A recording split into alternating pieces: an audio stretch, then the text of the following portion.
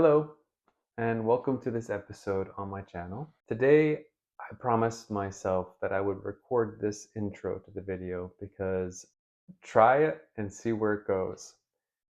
And art talk while I'm painting and show you a bit step by step on how I go about the process. And we're going to work with just one color today. I went for a dark, rich color, which is indigo blue. I hope you follow along. So without further ado, let's get right into the episode. Thank you. I've used just a standard piece of cold press paper, and I sketched an image of a photo I took many years ago of a friend of mine, and I did it a bit darker than I normally would. The pencil marks in my work, I know a lot of watercolorists don't like their pencil marks to come through, and so they'll draw and then they'll take the kneaded eraser and get as much of it as they want up.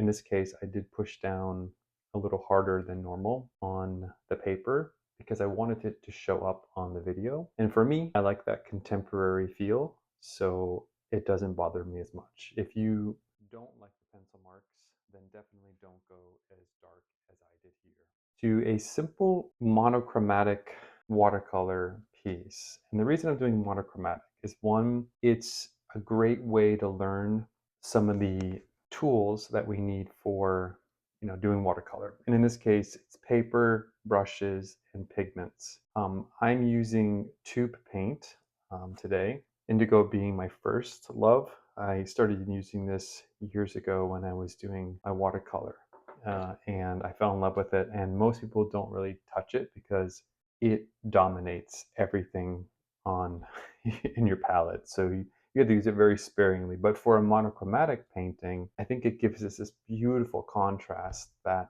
I love when I do my works, especially in this format. So I think I'm going to stick with indigo today. If you do have a palette like this, and is just picking one of the cooler colors. So if you do like an ultramarine will work well, even a fun turquoise. For my brushes today, I have my #2 mop brush. I love to use, and maybe it's not a traditional brush for watercoloring, is I love my liner brushes. They're from Nick Pro, and let's get started.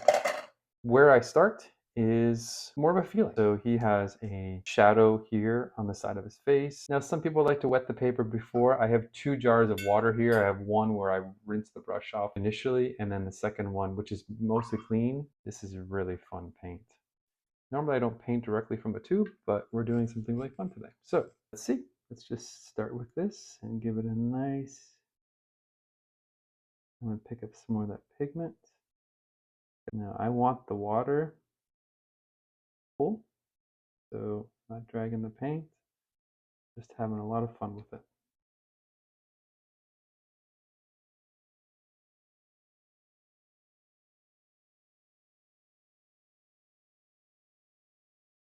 And I'm just going to do a light wash over the eye.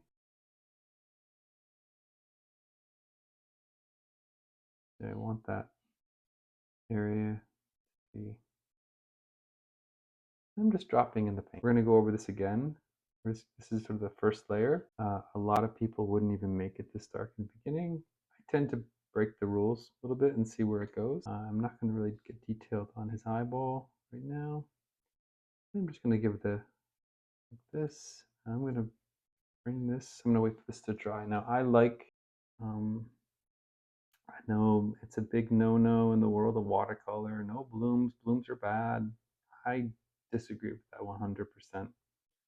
I think that's just a hocus pocus of people just trying to tell you how to the right and the wrong way to paint. And quite frankly, so much misconception with the right and wrong way to paint. I think painting is for the soul. I'm going to pull some of this paint right here. Just give the, in a lot of these areas first. So I'm going to soften this edge too, just a little bit. Doesn't need to be, but I feel like it's a little too harsh.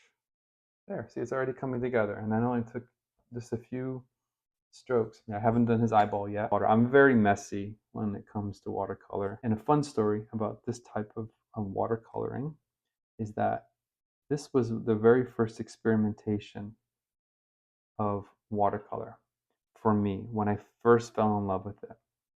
It was around 2002, and I got a set of watercolors as a gift, and I never touched it. And when I did, I didn't understand how to mix the pigments and how the paint worked, and working with water and understanding your brushes. I picked one color from the palette and I said, well, I'm going to try to learn how to watercolor by using one color, so that way I can understand how much water to put in my brush, how much pigment to add, what happens if I add more pigment, what happens when I use wet on wet. And I didn't understand the terms back then. That allowed me, like this, to really see the beauty of water. Now, I don't know if this is going to come out right, but we're going to keep going with it. Sometimes I get to that stage of a bit of a hate, and I think I'm messing up. And now that I'm recording these videos, I feel like I'm overthinking. And there's a zone that I have to get into. I'm sure a lot of artists can relate to this, that allows me not to think. I'm going to bring some of this down. Let's soften this edge. And this is when the paper is just starting to dry, but there's definitely, again, this is me being perfectionistic about it, and I shouldn't be. I tend to like certain areas to be detailed. So hard for me to move on when I see something that I want to fix. And that can get you in a lot of trouble with watercolor. Now he looks a little scary right now, but we're going to fix that hopefully. Soften his eyes and then bring it connected together. This is where I'm hoping the paper is as dry as I want it to be. That way I can see that how the eyelid kind of brought everything together. There. I mean, there's probably a little bit more work in his nose area, but I'm a little afraid to touch it right now because I feel like I'm overthinking this. So I'm not going to touch that anymore right now because I feel like I've disconnected. Maybe let's bring a little softness of the lip just to make it feel a little connected. It is helpful to get to know your tools. So when you find a paper you really like, really great to stick with it. And then a brush that you really like. So I'm going to let that dry a little bit. I might do a shadow and then maybe some movement. I'm going to switch over to my mop brush. It's the smallest version of the mop brush, and hopefully I don't regret this. So we're gonna actually draw in. So we're just gonna drop in. We're gonna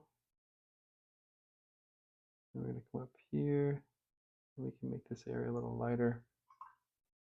I'm gonna actually just take off some of that pigment and bring my brush in. People would like to do wet on wet, so I gotta wet the paper ahead of time. Sometimes I don't like to do that. Especially if I'm not familiar with the paper. In this case, I am not. So if I do use this again, I'll have a better understanding of it. And let's see. Yeah, that doesn't seem right. That's not right there. I'm going to drop in some pigment, some heavier pigment. And I bring some of this paint up here. Just a lot of water. And then I'm going to drop in some more pigment right here. Switch to my liner brush. And I just load it up with pigment, and I'm dropping it in. I'm going to put some fresh water, like over here, and I'm just going to pull that paint in. And I'm going to do the same thing over here. So I'm just going to drop fresh water in, and then touch the edge of, and give the illusion. It's actually going to spread even more when I let it do its thing. And if it doesn't, I can always add another layer to it. And I'm going to add a little bit of pigment here that actually will help a little bit. You see how that's working? It's artists, I think, are very determined to make sure every piece of the paper is covered. But art is about learning, is it not? Now, this is dried a little bit, but we're going to darken it. And we're going to go over this one more time. My area has, I am definitely going to darken this a little bit, very carefully. I want, the eyes for me are the most important because they tell a lot of the story in my work. And It's important for me that the eyes tell the story. If I'm showing the eyes in the paste, they set the feeling in the painting for me. I always give up on a painting, I think, when I lose the eyes. But I want the subtleties. You see how I dropped the paint in, and yeah, I could fill that in a little bit more, but I'm gonna wait a minute. I do like this edge, but I'm gonna kind of close it by bringing the hairline down a little bit. Now that I see this drawing, I am going to just a damp brush. Not this isn't loaded with water, but I kind of want to soften that a little bit. That kind of bothered me. I don't really feel comfortable with this area. I'm just gonna bring in. This is dried a little bit now. I'm gonna add a little dry brush. So I'm gonna get this brush really wet, load that pigment up really well, and then what I'm gonna do, I'm just gonna angle it to the side and give a little bit more like that. Not add any more water, so it's sort of pigments. Okay, so for the background, add it as the shadow. I'm going to pull some of that blue from painting and let some blooming happen. You see I'm pulling some of the color. I'm not doing the whole background, put it over here. Here we go.